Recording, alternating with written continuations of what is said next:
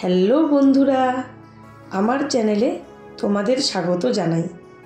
আজকে আমি তোমাদের জন্য নিয়ে এসেছি একটি নিরামিষ রেসিপি, পেঁপের বড়ার তরকারি। তার জন্য আমি একটি পেঁপেকে ছুলে ভালোভাবে ধুয়ে গ্রেটারের সাহায্যে গ্রেট করে নিয়েছি। এখন আমি কড়াইতে কিছুটা পরিমাণ জল দিয়ে গ্রেট করে রাখা পেঁপেগুলোকে 5 মিনিটের জন্য ভাপাতে দেব।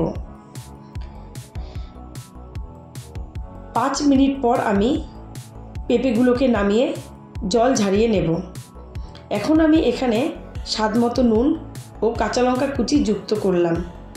এখন আমি এখানে পরিমাণ মতো বেসন দিয়ে অল্প অল্প পরিমাণে জল দিয়ে সমস্ত মিশ্রণটিকে আমি খুব ভালোভাবে মেখে নেব।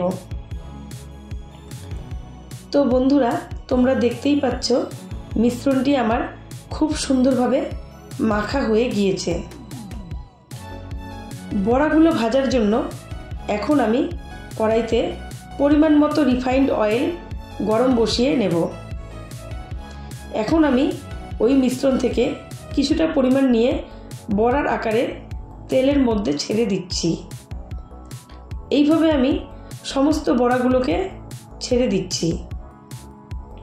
এখন আমি বড়াগুলোর 2 পিঠ খুব সুন্দরভাবে ভেজে নেব। তো বন্ধুরা, তোমরা দেখতেই পাচ্ছ বড়াগুলি আমার ভাজা হয়ে গিয়েছে এবং আমি একটি থালাতে নামিয়ে নিচ্ছি। বড়ার তরকারি বানানোর জন্য আবার আমি কড়াইতে কিছুটা পরিমাণ তেল গরম বসিয়ে দেব। এখানে আমি একটি তেজপাতা ফোড়ন দিলাম। আগে থেকেই কেটে রাখা আলু ও টমেটোকে ভালোভাবে ধুয়ে নিয়ে এই তেলের মধ্যে ছেড়ে দিলাম। কিছুক্ষণ আমি আলু ও টমেটো ভালোভাবে ভেজে নেব। আলু ও টমেটো ভাজা হয়ে গিয়েছে। এখন আমি এখানে আদা, কাঁচা লঙ্কা, ধনে ও জিরা বাটা যুক্ত করলাম। পরিমাণ মতো নুন ও সামান্য পরিমাণ হলুদ গুঁড়ো আমি এখানে যুক্ত করলাম।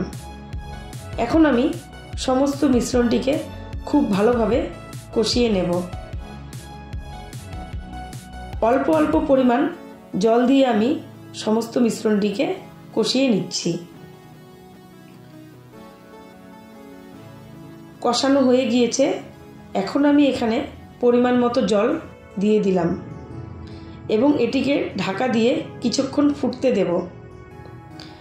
জল ফুটে এলেই এখানে আমি আগে থেকে ভেজে রাখা বড়াগুলোকে ছেড়ে দিলাম এবং এটাকে আমি আরও 10 মিনিট রান্না করে নেব। তো আমার পেঁপের বড়ার তরকারি রেডি হয়ে গিয়েছে। আমি একটি গামলায় তরকারিটিকে নামিয়ে নিচ্ছি। তোমরা এটাকে নিরামিষ দিনে গরম গরম ভাতের সঙ্গে পরিবেশন করবে, খেতে ভীষণ টেস্টি। আমার চ্যানেলে নতুন হয়ে থাকলে প্লিজ তোমরা সাবস্ক্রাইব করো। Bye bye.